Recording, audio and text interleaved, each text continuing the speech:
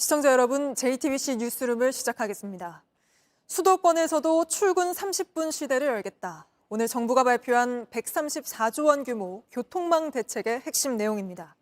지금 있는 GTX 노선을 일단 충청과 강원까지 연장하고 여기에다 노선 3개도 더 만들어서 이렇게 수도권 지역들을 촘촘하게 연결하겠다는 겁니다. 이렇게 되면 경기 동탄에서 서울 수서까지는 19분, 인천공항에서 연신내까지는 38분이면 올 수 있다는 거라서 발표가 나오자마자 당장 노선에 걸친 지역들은 술렁이기 시작했습니다.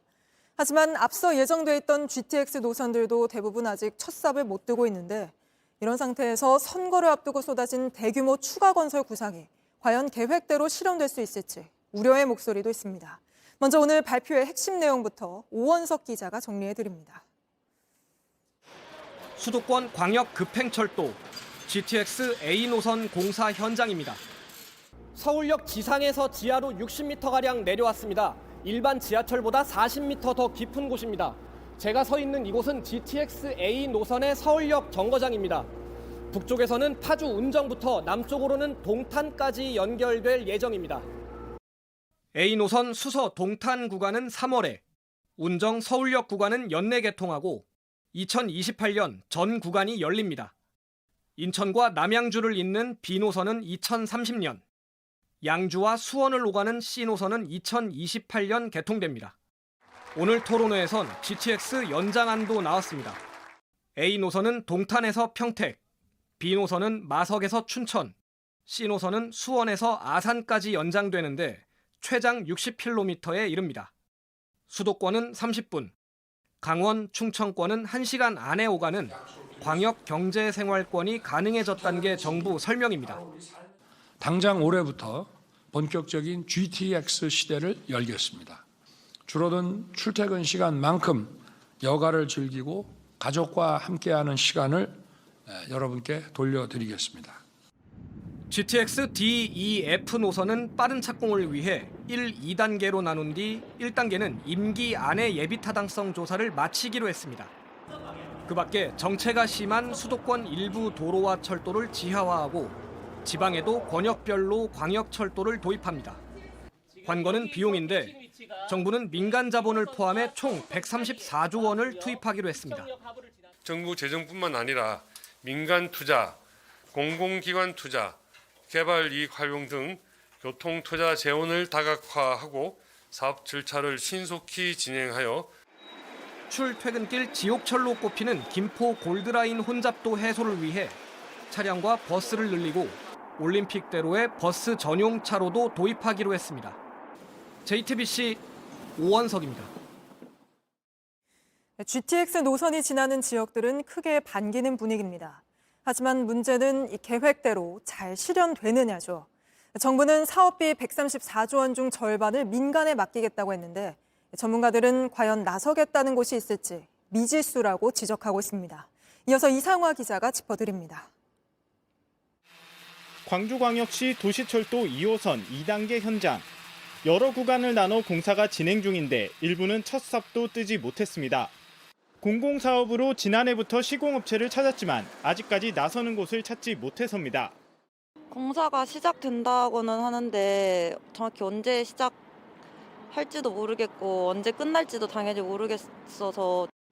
GTX A 노선, 삼성역이 지나는 서울 강남구, 영동대로 복합환승센터 건설공사 일부도 마찬가지입니다. 이미 예정된 노선도 차질을 빚고 있는데 앞으로는 더 난관입니다. 재정이 어려운 상황에서 정부는 134조 원 중 민간에서 75조 원을 끌어온다는 계획입니다. 민간 투자가 원활하게 이뤄질진 미지수입니다. A하고 B가 가장 수요가 많은 노선인데도 민자가 안 들어와서 재정 사업으로 많이 하고 기존 철도도 이용하고 그랬거든요. C, D, E, F는 말할 것도 없이 수요가 굉장히 적죠. 새로 생기는 노선들이 사업 타당성이 있는지도 꼼꼼히 살펴야 하는데 일각에선 대규모 교통사업이 총선을 앞두고 투기 수요를 자극할 거란 지적도 나옵니다. 어젠 한 부동산 인터넷 커뮤니티에서 GTX 노선 연장 계획안이 유출돼 국토부가 수사 의뢰에 나섰습니다. JTBC 이상화입니다. 그런가 하면 여당이 두 번째 저출생 공약을 내놨는데 마찬가지로 예산을 어떻게 마련할 것인가 하는 지적이 나옵니다. 초중고 학생들 모두에게 새 학기마다 50만 원씩 지급하겠다는데 여기에만 5조 원의 예산이 들어가기 때문입니다. 이 밖에도 할머니, 할아버지의 돌봄도 지원하겠다고 했습니다. 이 소식은 성하선 기자입니다. 국민의힘은 오늘 돌봄과 교육 비용을 줄이겠다고 공약했습니다. 먼저 아이돌봄 서비스의 정부 지원을 가족과 민간으로 확대하겠다고 했습니다. 할머니, 할아버지가 손주를 돌보는 경우도 일부 비용을 정부가 지원하겠다는 겁니다. 아침부터 저녁까지 학교에서 돌봐주는 늘봄 학교도 점차 무료로 바꾸겠다고 했습니다. 눈에 띄는 건 새학기 도약 바우처입니다. 초1부터 고3까지 한 학기에 50만 원, 1년에 100만 원씩 지급한다는 내용입니다. 아이들의 교복과 체육복 걱정, 신학기 학용품과 교재 비용 부담을 덜어드리기 위한 것이며 교육계의 격차를 줄여 동등하게 성장하는 것을 지원하고자 합니다. 한 해 약 5조 원이 필요합니다. 여당은 저출생 특별회계와 교부금으로 마련하겠다고 설명했지만 구체적인 방안은 보이지 않습니다. 집권 여당이라고 한다면 제도의 실행력을 담보할 수 있는, 신뢰할 수 있는 어떤 방안을 내놔야 되지 않을까. 교부금은 세수에 따라 변동성이 큰 데다 지난해엔 규모가 크게 줄었습니다. 초중등 예산을 10%가량 삭감을 했어요. 전국 교육청 그리고 각급 학교는 상당히 어려움을 겪고 있습니다. 그런데 5조 정도를 마련해서 학생들에게 나눠주겠다. 이건 전혀 앞뒤가 맞지 않고 우선순위에 맞지 않는 선심성 공약이란 비판이 나옵니다. JTBC 성화선입니다. 국민의힘 배현진 의원이 조금 전 서울 강남에서 괴한에게 습격을 당했습니다. 한 남성이 돌로 머리 뒤쪽을 내리친 건데 바로 배 의원이 치료 중인 병원으로 가보겠습니다. 자, 최현수 기자, 현재 배 의원 상태는 어떻습니까? 네, 생명에는 지장이 없는 것으로 전해졌습니다. 배 의원실 관계자는 병원에 들어갈 때 의식이 있었고 응급처치는 끝났다라고 설명을 했습니다. 그리고 방금 전에 병원 측에서 브리핑이 있었는데요. 배 의원이 둔기로 맞은 다음 뒤로 넘어지면서 도로에 머리를 부딪혔다고 설명을 했습니다. 아직까지 출혈은 없고 증상이 심하지 않으면 곧 퇴원할 수 있을 거라고 봤습니다. 다만 뇌 손상이나 출혈 등 추가 검사를 위해 오늘 밤에는 병원에 있어야 한다고 설명했습니다. 네, 습격 당시 상황은 어땠습니까? 네, 오늘 오후 5시쯤 서울 신사동의 한 건물 앞에서 남성이 배 의원 머리 뒤쪽을 내리쳤습니다. 이 남성은 배 의원에게 국회의원 배현진입니까? 라고 물었고 배 의원이 맞다라고 대답을 하자 범행을 저질렀습니다. 배 의원실 관계자는 범행에 쓰인 돌이 성인 주먹만한 크기였다고 설명을 했는데요. 저희가 목격자를 만나봤습니다. 이야기 들어보시죠.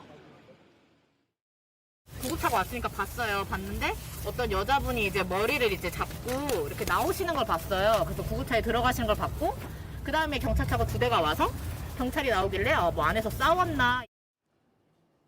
네, 범인은 바로 잡힌 거죠. 미성년자라는 말이 있던데요.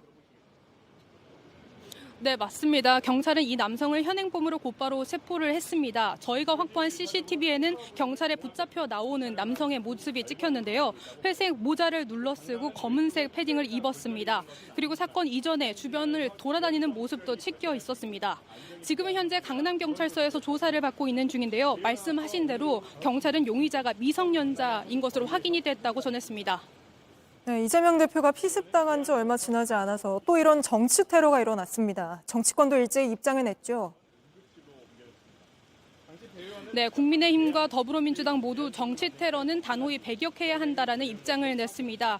이재명 더불어민주당 대표도 자신의 소셜미디어에 철저하고 단호하게 대응해야 한다면서 배 의원의 쾌유를 기도한다고 밝히기도 했고요. 한동훈 국민의힘 비대위원장은 병원을 찾아와서 절대로 있어서는 안 될 일이 벌어졌다며 범인을 엄벌해야 한다고 말했습니다. 네, 알겠습니다. 지금까지 최현수 기자가 전해드렸습니다. 민주당 이재명 대표 피습 사건에 놓고는 오늘 국회에서 민주당 의원들과 경찰이 설전을 벌였습니다. 민주당은 피의자의 당적과 또 변명문을 공개하라고 목소리를 높였고 경찰은 피의 사실 공표라 안 된다고 맞섰습니다. 경찰이 사건을 은폐 축소한다는 민주당의 주장에 경찰이 반발하기도 했는데 김한수 기자가 보도합니다. 민주당 의원들은 이재명 대표 습격범이 낸 8쪽짜리 변명문부터 공개하라고 압박했습니다.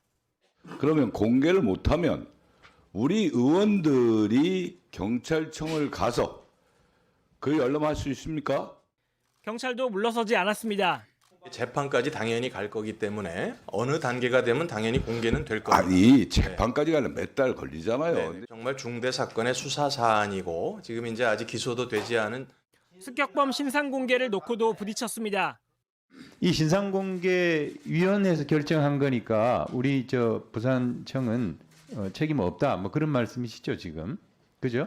책임이 있다 없다 이런 말씀이 아니고요. 네, 관계 법령과 관련해서 관계 법령을 말씀을 드린 그러니까 경찰이 당시 상황 보고서에 흉기를 과도라고 적어 사건을 일부러 축소시킨 게 아니냐는 의혹도 나왔습니다.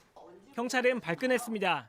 사전적 의미까지 현장 경찰관한테 판단을 해서 보고하라는 얘기인데 어떻게 그러면 앞으로 경찰관들이 현장에서 활동을 합니까?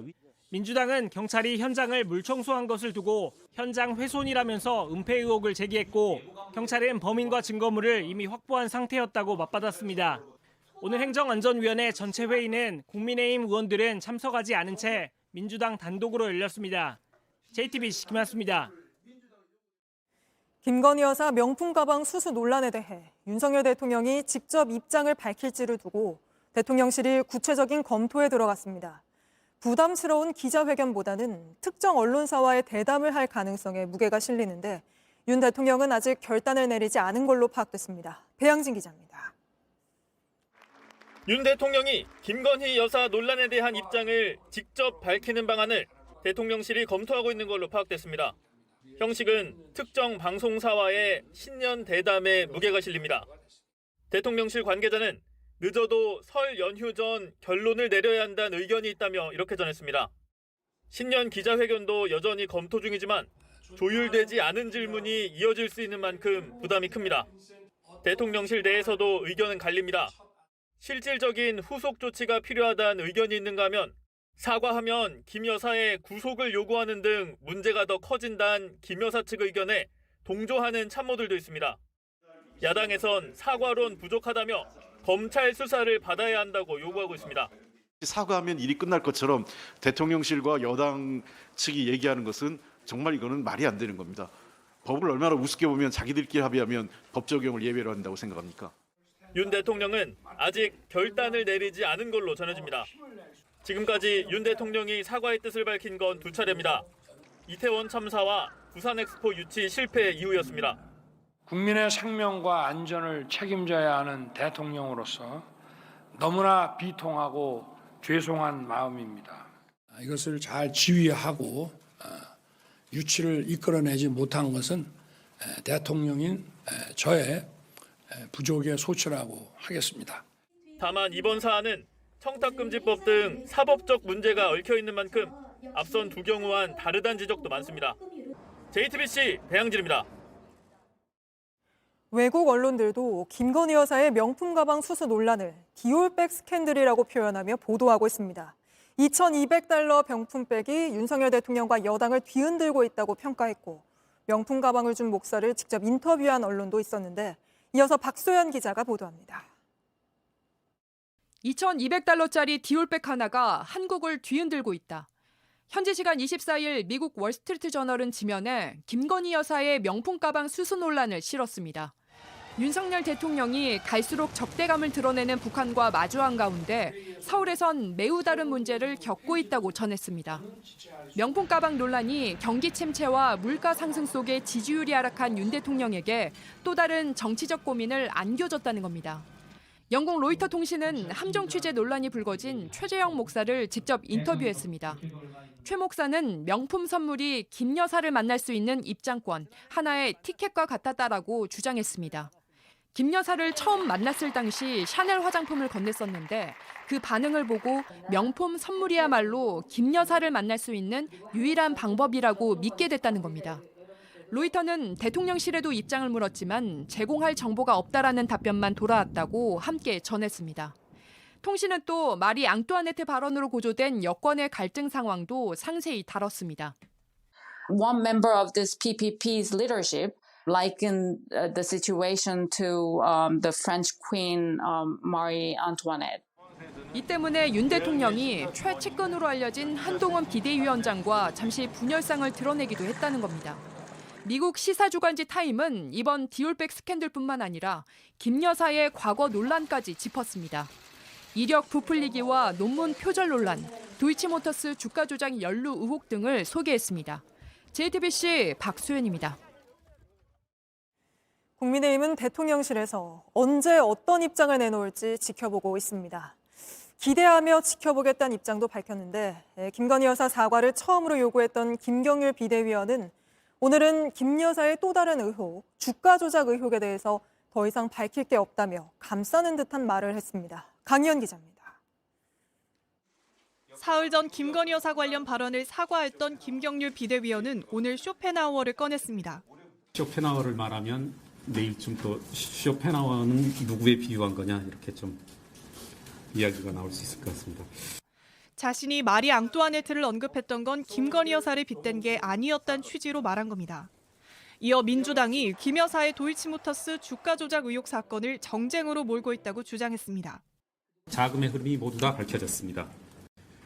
왜 이와 같이 명확한 사건들이 흐름들이 민주당만 가면 뿌얘지는지. 면풍백 수수 논란과 결이 다르게 김건희 특검법에 대해선 부정적 입장을 취한 건데 오늘은 타깃을 민주당으로 돌리며 사실상 김 여사를 엄호한 겁니다. 한 위원장도 국민 눈높이에 맞춰야 한다는 기존 입장만 재확인했습니다. 제가 어제 말씀드린 건 제 입장이 변한 게 없다라는 것이죠. 김 비대위원의 사퇴 등 추가 조치도 없다고 단호하게 못 박았습니다. 제가 그런 요구를 받은 적이 없습니다. 대신 김 여사 명품백 수수 논란의 후속 조치와 관련해 박정아 수석 대변인은 대통령실에서 할 수 있는 것을 기대하면서 지켜보겠다며 시간이 필요하다는 입장을 밝혔습니다. JTBC 강연입니다. 윤석열 대통령에게 항의하던 진보당 강성희 의원이 경호원들에 의해 끌려나간 걸 놓고 오늘 국회 본회의장에서도 소란이 벌어졌습니다. 김진표 국회의장이 과도한 대응이었다고 문제 삼자 국민의힘이 중립을 지키라며 반발한 겁니다. 최규진 기자입니다. 김진표 국회의장은 본회의를 열자마자 지난주 강성희 의원의 강제퇴장 사건이 불미스러운 일이었다고 비판했습니다. 국회의원은 국민을 대표하는 헌법기관이라며 정부와 국회가 서로 예의를 갖춰야 한다고도 했습니다. 그러자 국민의힘 의원석에선 항의가 시작됐습니다. 대통령 경호원들의 이와 같은 과도한 대응이 재발하지 않도록 적절한 조치가 필요하다고 생각합니다. 국회와 정부는 국정 운영의 파트너인데도 김 의장이 품격 있는 정치를 해달라며 발언을 이어갔지만 국민의힘 의원석에선 중립을 지키라며 고성이 나왔습니다. 그러자 민주당 의원들도 경청해야 한다고 목소리를 높였습니다. 국민의힘은 김 의장이 강 의원의 일탈 행위를 정당화해선 안 된다고 비판했습니다. 강 의원이 국회의원에 걸맞은 품격과 예의를 갖추었더라면 일어나지 않았을 일이라고도 했습니다. 원내 지도부 역시 본회의 전부터 불만을 드러냈습니다. 소위 말해서 자매 정당들의 입장에서 그 국회의장이 나서서 발언하는 것이 과연 바람직한지, 국회의장의 중립 의무를 지키는 것인지 신중하게 판단해야 된다고 생각합니다. 강성희 의원은 신상 발언을 통해 국민들이 하고 싶었던 말은 100분의 1도 못했다며 윤석열 대통령이 지금이라도 국민들에게 사과해야 한다고 했습니다. JTBC 최규진입니다. 모레부터 중대재해처벌법이 50인 미만의 사업장에도 적용됩니다. 지난해에만 이런 소규모 사업장에서 1,300명 넘는 노동자가 숨졌습니다. 2년 전 유예하자고 요구해왔던 정부는 안타깝다고 했고 노동계는 환영의 뜻을 밝혔습니다. 임예은 기자가 보도합니다.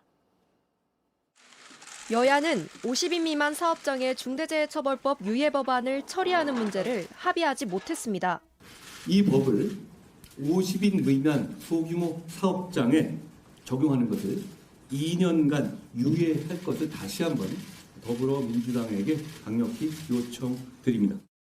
정부 측에 사과도 없었고, 그리고 앞으로 그러면 유예될 2년간에 구체적으로 어떤 대책과 예산 투입할 것인지 가져했지만 아무것도 가져온 게 없습니다. 중대재해처벌법은 오는 27일부터 5인 이상 사업장에 모두 적용됩니다. 사업장에서 사망사고 등이 발생하면 사업주가 징역이나 벌금 등의 형사처벌을 받게 되는 겁니다. 지난 2022년 기준 50인 미만 사업장에서 일하다 숨진 노동자는 1,300여 명이 넘습니다. 노동계는 환영했습니다. 민주노총은 그 어떤 것도 노동자의 안전과 생명에 우선할 수 없다고 했습니다. 정부는 매우 안타깝다면서도 혼란을 최소화하겠다고 했습니다. 안전보건관리체계 구축 컨설팅 교육, 기술 지도 및 시설 개선을 포함한 재정 지원 등을 맞춤형으로 지원하도록 하겠습니다. 앞으로는 현장에 이 법이 제대로 안착되는 과제가 남았습니다. 시간이 필요한 것은 하반기에 한다 하더라도 초기 집중적으로 3개월 이내에는 안전교육과 위험유해 평가를 기업이 지금 하는 게 바람직하죠. 정부는 83만여 중소사업장을 위한 상담 지원센터를 곧바로 설치하겠다고 밝혔습니다. JTBC 임예은입니다. 검찰이 한 제약업체에서 코로나 치료제 개발을 주도했던 현직 교수를 구속한 것으로 확인됐습니다. 식품의약품안전처로부터 임상시험 계획을 승인받으려 국회의원 등을 통해 당시 식약처장에게 로비를 벌인 혐의입니다. 박병현 기자의 단독 보도입니다. 코로나19 치료제 개발을 추진했던 제약업체 G사입니다. 2021년 10월 식품의약품안전처에서 임상시험 계획을 승인받았습니다. 당시 여러 업체들이 앞다퉈 치료제 개발에 나설 때입니다. 검찰은 G사가 사업가 양모 씨, 민주당 K 의원을 거쳐 당시 식약처장에게 로비를 벌인 혐의를 잡고 지난해부터 수사해왔습니다. 이 과정에서 G사가 로비를 위해 양 씨에게 9억 원을 건넨 정황을 잡았습니다. 특히 이 가운데 6억 원은 양 씨 회사의 전환사채를 사는 방식으로 건너간 것으로 보고 있습니다. 그런데 검찰이 지난 22일 경희대 강모 교수를 구속한 걸로 확인됐습니다. G사의 기술경영위원회 의장이자 치료제 원천기술 개발자인데 전환사채 매입을 주도한 걸로 검찰은 보고 있습니다. 특히 임상시험을 한 뒤 식약처에 허위 자료를 낸 혐의도 적용됐습니다. G사가 만들겠다고 한 치료제는 현재 개발이 중단돼 있습니다. 검찰은 양 씨와 K 의원 그리고 당시 식약처장이 청탁과 관련해 주고받은 문자 메시지도 확보한 것으로 파악됐습니다. 검찰은 강 교수의 임상시험 허가를 받기 위해 식약처에 허위 자료를 낸 혐의도 적용했습니다. JTBC 박병현입니다. 건설 안전기사 자격을 딸 때 대행기관을 통해 시험을 신청해야 하는 경우가 있는데 이걸 대행하는 학원이 실수로 날짜를 놓친 탓에 학생 수십 명이 시험을 보지 못했습니다. 그런데 학원 측은 위로금을 주겠다면서도 자신들 잘못을 바깥에 알리면 이 돈을 도로 가져가겠다고 했습니다. 최지우 기자가 취재했습니다. A씨는 서울의 한 학원에서 5개월 동안 건설안전기사 수업을 들었습니다. 수강료로 229만 원을 냈습니다. 관련 학부 학위 등이 없으면 서울에선 이 학원을 통해서만 교육을 받고 시험을 볼 수 있습니다. 그런데 학원이 시험 접수 날짜를 놓쳤습니다. 시험을 못 받고 약속받은 일자리를 놓쳤습니다. 합격을 해가지고 그 이후에 취업을 해가지고 올해부터 이제 새로운 시작을 했을 텐데 그러니까 모든 계획들이 다 이제 망쳐지게 됐고 피해 학생이 20명이나 됩니다. 학원은 보상을 하겠다고 했습니다. 그리고 합의서를 내밀었습니다. 관련 강의를 무료로 제공하고 위로금 250만 원을 준다고 돼 있습니다. 그런데 이런 합의 내용을 외부에 알리면 위로금을 다시 내놓으라는 것도 들어 있습니다. 이 학원은 7년 연속 서비스 만족 대상으로 선정됐다고 홍보하고 있습니다. 학원 접수 같은 간단한 업무조차 제대로 하지 못해가지고 어떻게 이런 업체가 계속 그 과정평가형을 진행하게 놔뒀는지도. 학원은 오해라고 했습니다. 수강생들하고 금전거래를 하면은 과정 폐쇄가 된다. 또 돈 받았다고 소리 하지 마라. 제발 해서 넣은 거야. 최종 합의서에는 이런 비밀 유지 조건이 빠졌습니다. 피해 학생들은 자신들이 문제를 제기한 뒤에 빠진 거라고 했습니다. 특히 피해 보상인데 금전거래를 말하는 게 이해할 수 없다고도 했습니다. 자격증을 관리하는 산업인력공단 측은 취재가 시작되자 해당 학원을 실태조사하고 행정처분을 검토하겠다고 밝혔습니다. JTBC 최지우입니다. 국민의힘 배현진 의원 피습 당시 영상이 조금 전 공개됐습니다. 다시 한번 배 의원이 치료를 받고 있는 병원 연결해 자세한 소식 알아보죠. 자, 최현수 기자, 영상에 담긴 피습 당시 상황 어땠습니까? 네, 조금 전에 배현진 의원실에서 영상이 공개가 됐습니다. 영상에는 당시 상황이 고스란히 담겨져 있는데요. 건물 안에서 용의자가 문 안쪽으로 걸어 들어가고 그때 배 의원이 나옵니다. 용의자가 뭔가를 물어보고 배 의원이 대답하는 듯한 모습이 보이고요. 배 의원이 웃으면서 걸어 나오는데 용의자가 따라 나오면서 갑자기 머리를 내리치기 시작합니다. 배 의원이 머리를 붙잡고 뒷걸음질치고 넘어졌는데요. 20번 가까이 계속 내리치는 모습이 보입니다. 문이 열리고 다른 사람들이 나타나고 배 의원이 용의자의 손을 잡고 나서야 멈춥니다. 이후에 경찰이 출동해 용의자는 현장에서 곧바로 체포가 됐습니다. 경찰은 용의자가 미성년자라고 확인을 했습니다. 정확한 범행 동기 등을 조사하고 있습니다. 네, 알겠습니다. 순천향병원에서 최연수 기자가 다시 전해드렸습니다. 네, 이번 주 내내 추웠는데 내일 아침이 지나면 좀 나아지겠습니다. 낮부터는 추위가 서서히 풀린다는 예보입니다. 강나영 기자입니다. 거리 곳곳은 기세를 꺾지 않은 한파 탓에 여전히 한산했습니다. 다만 시민들은 어제보단 한결 낫다고 했습니다. 어제는 그래도 되게 피부가 따가울 정도로 추웠는데 오늘은 그래도 좀 괜찮아진 것 같아요. 이제. 옷도 많이 입었지만 추워서 안 걸으려고 그래요. 그런데 오늘은 그래도 잘 걸어요. 오늘 서울 낮 최고 기온은 이번 주 가장 추웠던 이틀 전보다 7도 이상 올랐지만 여전히 영하권이었습니다. 다른 지역도 낮 기온이 소폭 올랐지만 강한 바람 탓에 종일 추웠습니다.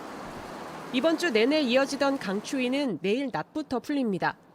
우리나라에 찬 공기를 내려보내던 저기압성 소용돌이가 동쪽으로 빠져나가는 겁니다. 내일 낮 최고 기온도 2도에서 9도 사이로 평년 수준을 회복하고 주말에도 비슷한 수준이 되겠습니다. 다만 모레 오전 서울과 경기, 충청 등의 초미세먼지가 한때 나쁨 수준이 될 수 있습니다. 또 동해안을 중심으로 건조특보가 발효돼 주말 동안 산불 등 화재에 유의해야겠습니다. 다음 주엔 기온이 더 올라 평년과 비슷하거나 높겠습니다. JTBC 강나현입니다. 이렇게 강추위가 계속될 때 얼어붙고 터진 계량기를 수리하는 교체반이 서울시에 있습니다. 요즘 제일 바쁜 곳이기도 한데 한민정 기자가 그 출동 현장을 따라가 봤습니다. 아파트 벽과 바닥에 얼음이 꽁꽁 얼어붙어 있습니다. 이건 이제 깨져갖고 물 이렇게 올라온 거고 물이 샌다고 그랬는데 지금 깨진 상태에서 또 얼은 거예요. 하루 4시간만 이상 돼도 이렇게 얼어요. 같은 아파트의 또 다른 층입니다. 안을 열어보니 계량기는 파손됐고 스티로폼이 까맣게 탄 흔적이 보입니다. 불 있죠? 토치 같은 거 불. 네. 불로 녹이다 이렇게 터진 거예요. 불 되면 안 돼요. 서울 아리수본부에 따르면 서울에서 동파로 인해 교체한 수도 계량기는 어제만 140건이 넘었습니다. 서울시설공단 동부수도관리소입니다. 지금 이곳에는 한파로 인해서 어제와 오늘 교체한 수도 계량기가 모여 있는데요. 한 30개 정도 됩니다.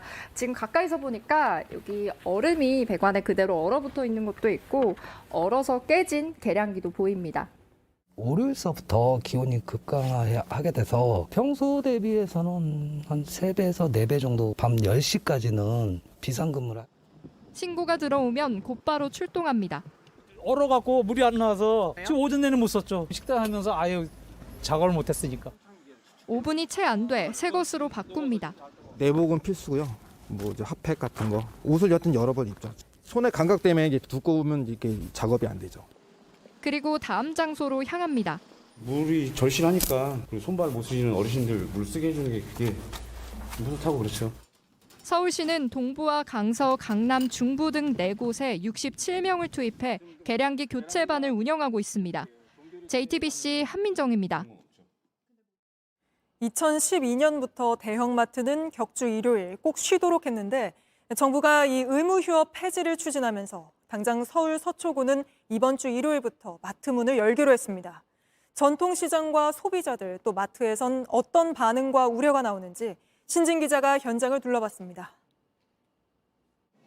서울 서초구 대형마트와 대규모 점포는 34곳입니다. 모두 이번 주 일요일 문을 엽니다.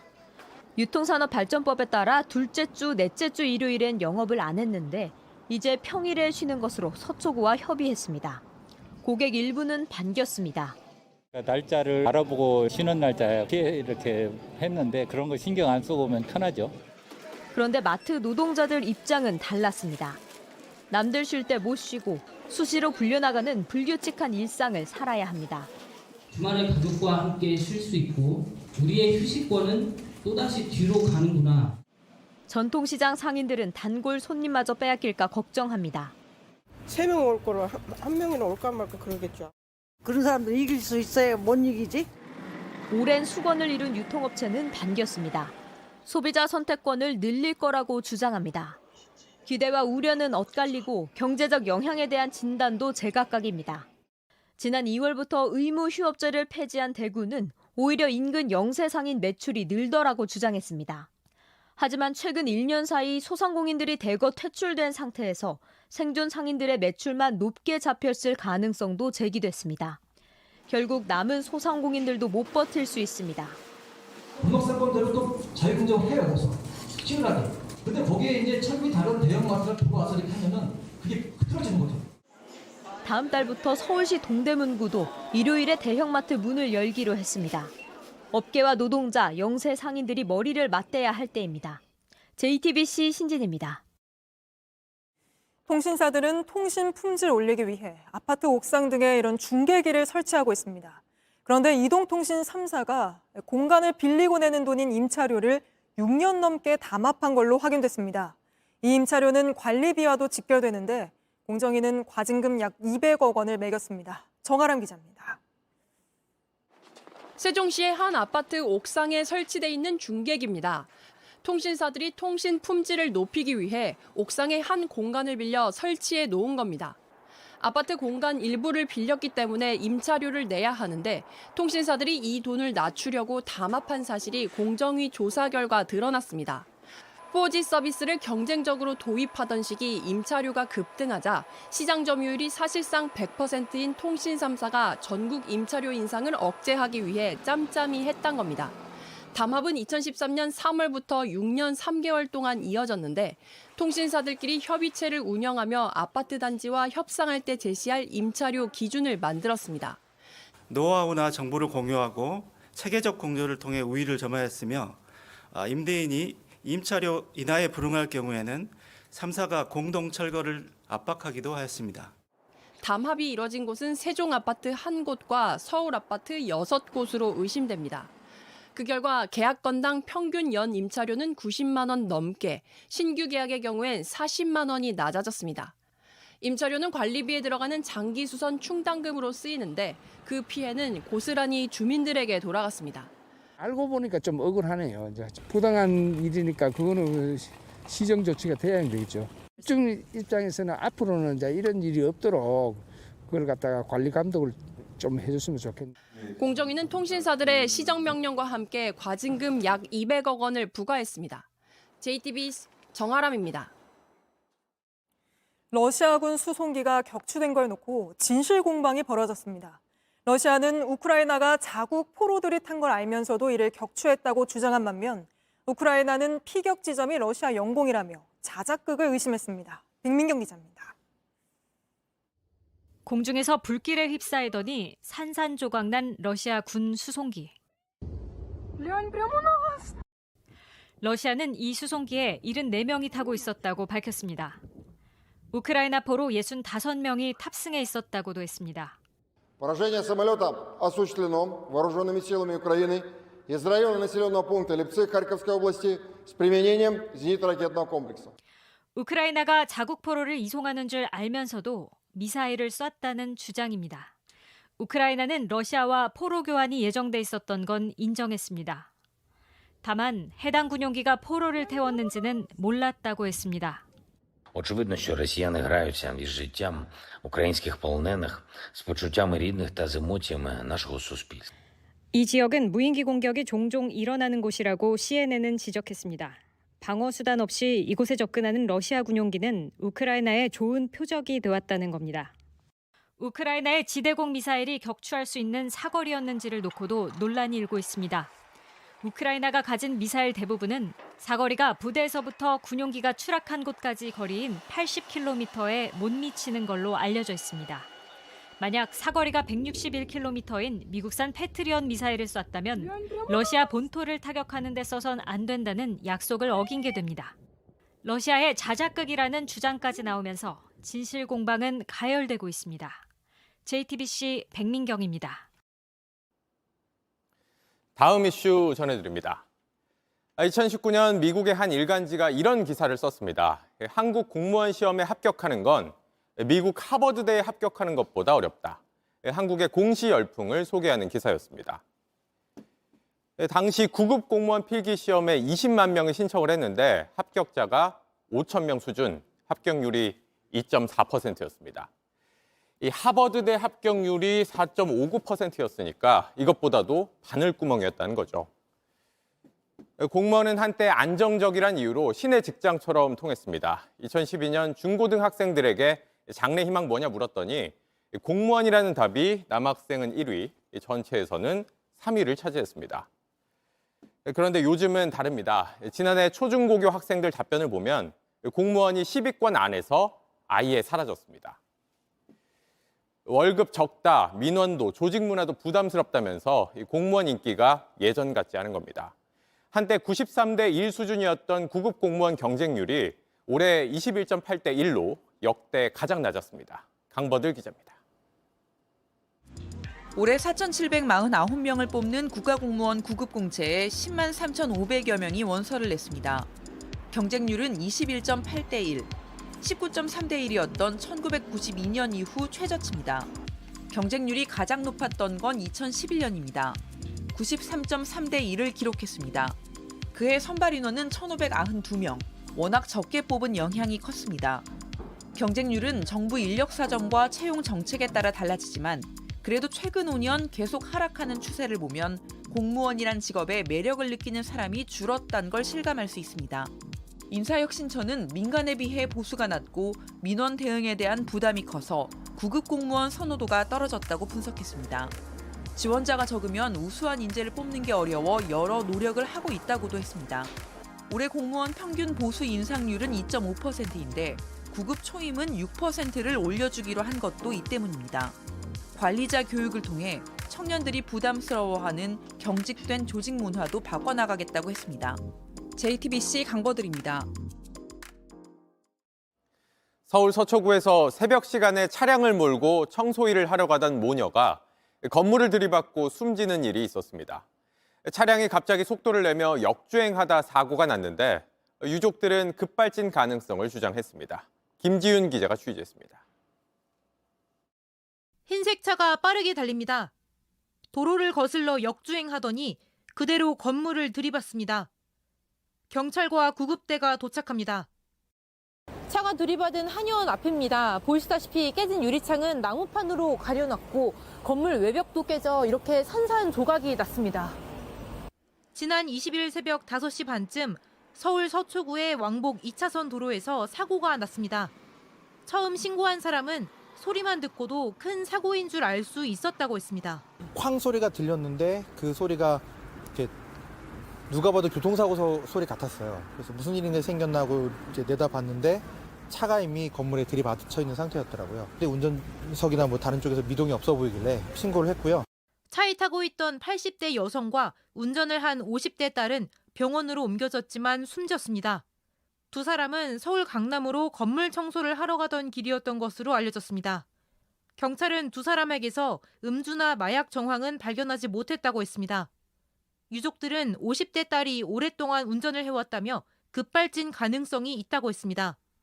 경찰은 국립과학수사연구원에 차량에 대한 정밀 조사를 의뢰할 예정입니다. JTBC 김지윤입니다. 중국 장시성의 한 상가 건물에서 불이 나 학생과 관광객 등 39명이 숨졌습니다. 규정을 어기고 공사를 하다 불이 난 걸로 파악됐는데 시진핑 주석이 직접 나서 엄정히 책임을 추궁하라고 했습니다. 베이징에서 이도성 특파원입니다. 검은 연기가 뿜어져 나오는 건물에서 사람들이 차례로 뛰어내립니다. 온몸이 검게 그을린 여성들은 바닥에 주저앉아 한참을 울먹입니다. 어제 오후 3시 30분쯤 중국 남동부 장시성 신의시 한 6층짜리 주상복합 건물에서 불이 났습니다. 지하 1층에서 시작한 불은 숙박시설과 교육기관이 있던 2층까지 빠르게 옮겨 붙었습니다.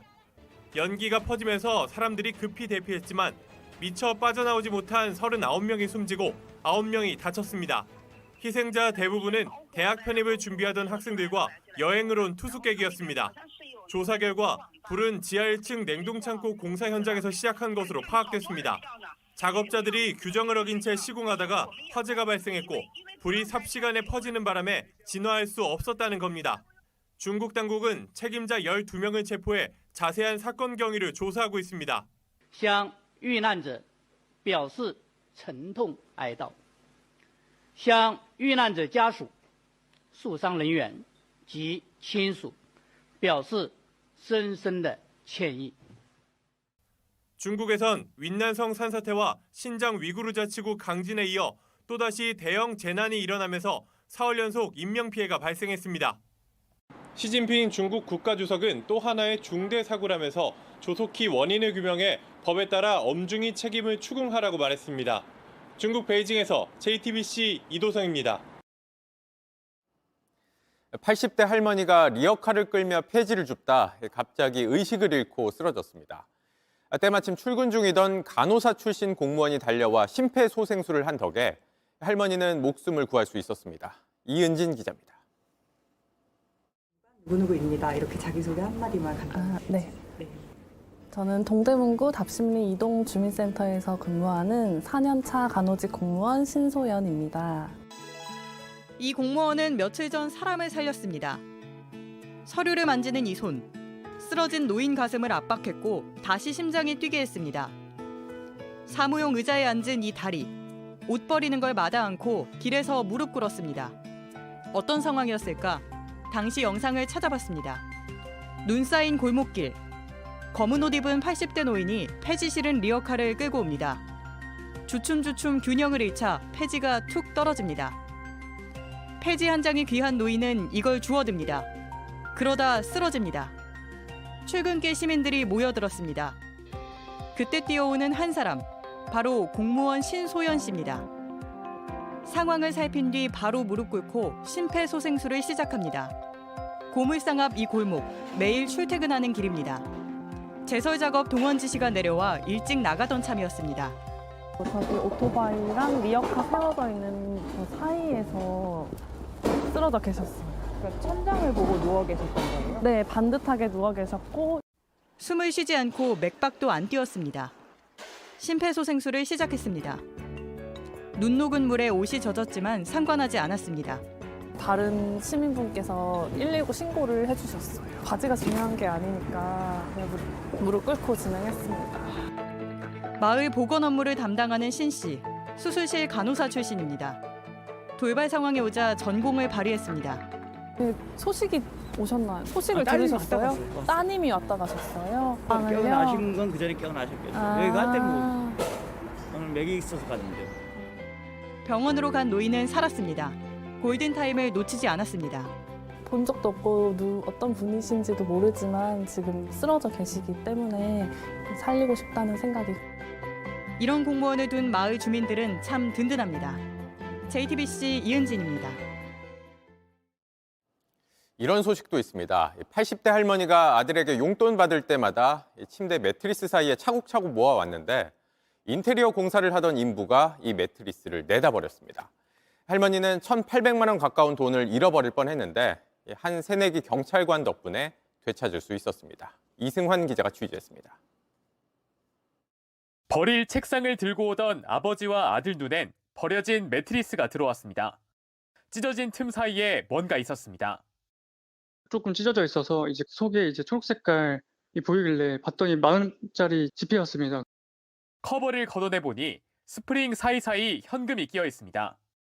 뜯을수록 더 양이 많아지고 5만 원 뭉치가 있어가지고 이거는 이게 소액이 아니구나 하면서 그렇게 신고를 하게 됐습니다. 소식 들은 경비원이 현장을 살피고 곧 경찰관들이 도착합니다. 매트리스 안 돈을 셌더니 1,797만 원이었습니다. 손으로 셀 수가 없어가지고 밑에 있는 새마을금고 가서 현금 지폐 계산기 이용해가지고 돈을 발견했다고 신고한 남성은 지난해 12월 31일 현장 배치된 신임 경찰관입니다. 그 신고자분께서 저희 313기라고 이렇게 먼저 말씀해 주셔가지고 되게 기특해가지고 3시간 뒤 파출소에 80대 노인이 아들과 함께 들어옵니다. 돈 주인입니다. 2년 전 남편과 사별했고 아들이 준 용돈을 모아왔습니다. 집을 고치던 중에 현장 작업자가 매트리스를 버렸던 겁니다. 아들분이 전화 와서 감사하다니까 마음이 안도가 되고 되게 다행이다 찾아서. 새내기 경찰관은 평소에도 경찰다웠습니다. JTBC 이승환입니다. 2024 방송통신인 신년 인사회가 오늘 JTBC를 비롯한 20개 방송통신 관련 기관 대표가 참석한 가운데 열렸습니다. 김홍일 방송통신위원장은 사업자에게 부담을 주는 불필요한 규제를 정비하고 국내 미디어 콘텐츠의 해외 진출을 지원하겠다고 말했습니다. 그래서 흥유라는 아직도 흥유라처럼 다니고 있습니다. 유쾌함 하나로 평창올림픽을 사로잡았던 이 선수 기억하시나요? 피겨 아이스댄스의 민유라 선수가 6년 만에 그때 그 무대를 다시 찾았습니다. 오선민 기자가 만나봤습니다. 가장 한국적인 것을 음반 위에 풀어놓았던 6년 전 평창. 재미동포 민유라는 귀하 선수와 짝을 이루어 아이스댄스에 출전했습니다. 20팀 중 18위. 성적이 안 좋아 고개를 떨굴 법도 한데 그래도 유쾌했습니다. 저도 그냥 모르게 신나게 막 춤췄어요. 경기가 없을 땐 신나는 응원전을 펼쳐 흥유라라는 별명까지 얻었습니다. 메달을 못 따면 죄송하다고 했던 우리 선수들과는 뭔가 달랐습니다. 올림픽이란 무대를 마음껏 즐겼습니다. 사진을 보면 내가 진짜 갔구나 이런 생각이 들거든요. 그래서 질문이 뭐였더라고? 질문이 뭐였었죠? 죄송해요. 미국에서 강아지를 돌보는 아르바이트를 하며 훈련 비용을 만들었던 이야기까지 전해지며 올림픽이 뭔지 한 번쯤 생각해보게 했습니다.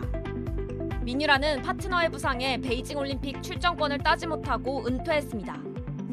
지금은 아이들을 가르치는 일을 하는데 국제올림픽위원회 IOC는 롤모델 선수로 이번 청소년 올림픽에 초대했습니다. 아마 성격이 좋아서 모르겠어요. 저도 확실하게.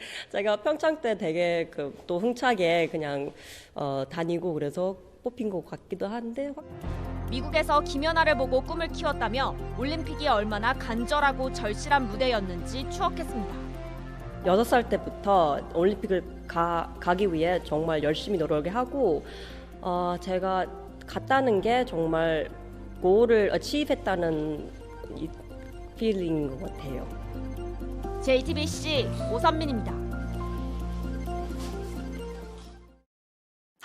충격의 아시안컵 16강 탈락. 그런데 중국 대표팀이 베이징에 도착했을 때의 모습을 좀 볼까요? 팬들이 우레이 선수에게 다가가 사진도 찍고 또 유니폼에 사인도 받아가는데요. 3경기 동안 단 한 골도 넣지 못하고 졸전을 치러 시끄러운 귀국길이 될 줄 알았는데 중국 팬들 좀 의외이긴 합니다. 다만 중국 언론은 오늘도 분을 참지 못했습니다. 신화통신은 도박을 꿈꾸지 말고 스스로 일어서야 한다고 지적했고 소후닷컴은 우레이 선수의 부끄러움은 어디로 갔냐며 리더가 없는 중국 축구의 현실을 꼬집었습니다. 지난해 11월 휠체어에 앉은 채 은퇴를 해야 했던 전 프로축구 제주 유나이티드 골키퍼 유현수 선수. 잊을 수가 없죠. 음주운전 사고를 당해 하반신이 마비됐고 끝내 장갑을 벗어야 했는데요. 면허 취소 수준으로 만취해 운전한 가해자의 사과를 받지도 못했단 말에 모두가 분노했었습니다. 오늘 1심 재판부가 가해자 조모 씨에게 징역 4년을 선고하고 법정 구속했습니다. 선고 직후 유현수 선수의 어머니는 법정에서도 사과 한마디 못 들었다면서 우리 아들은 평생 불구로 살아야 하는데 가해자는 4년 징역 살고 나오면 다시 일상생활을 한다며 눈물을 흘렸는데요. 이 말이 저릿하게 다가옵니다.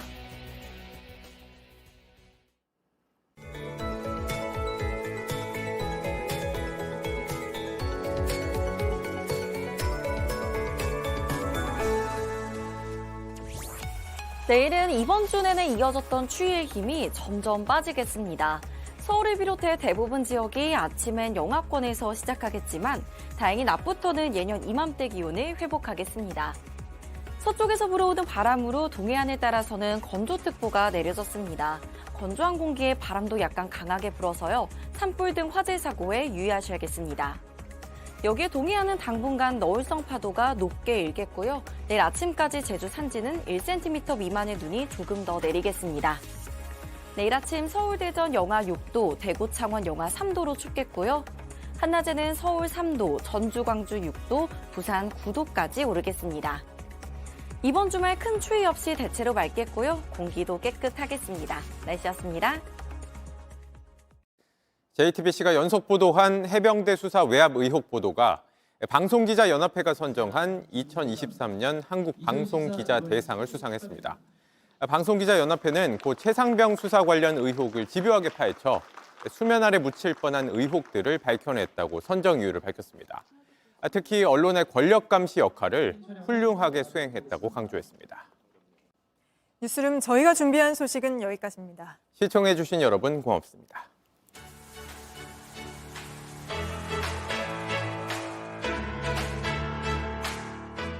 안녕하세요. 뉴스룸 앵커 한민용입니다. 오늘도 JTBC 뉴스룸을 시청해주신 여러분 고맙습니다. 오늘 저녁에도 뉴스의 현장에서 찾아뵙겠습니다.